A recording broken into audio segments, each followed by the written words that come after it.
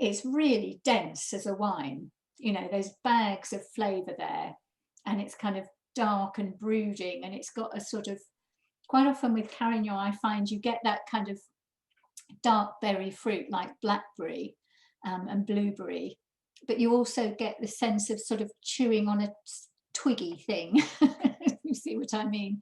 There's that sort of twigginess that goes along with the fruit, which I find very, you know, brings an extra dimension and a slightly savoury character.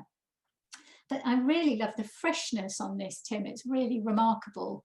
It's got that depth of flavour and that sort of yeah, quite broad, but then the structure of it is quite remarkable. I think the microclimate there is quite important, because it is right at the bottom of the Ventoux mountain. We were there in the summer last year, and it was 30 degrees. And Frederick told me that that night it had been 12 degrees in the vineyard, because they get cold drafts come down off the mountain at night.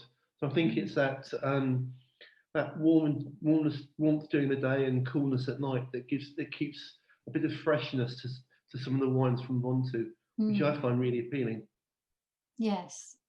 For me, the hallmark of the wine is the finish. It's an amazing finish. Heather, you've commented on the freshness, and it is really fresh, and yet at the same time, you sense the warmth as well. There is some alcohol here, but it's the freshness that comes through.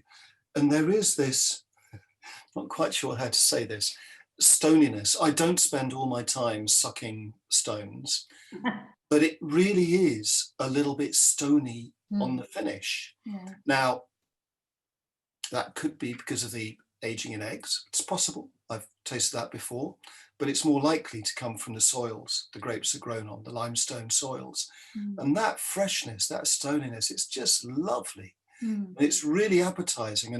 And someone's commented on the tannins, which you're absolutely right. The tannins could soften a bit. This is the first of the reds where I'm really conscious of a bit of tannin. And I think you're right. I think this, in a year or two's time, maybe even better, but just absolutely gorgeous wine.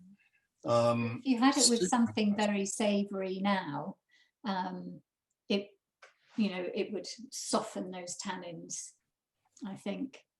You're right. It definitely, there's more overt structure in this wine more than the other two reds, for sure.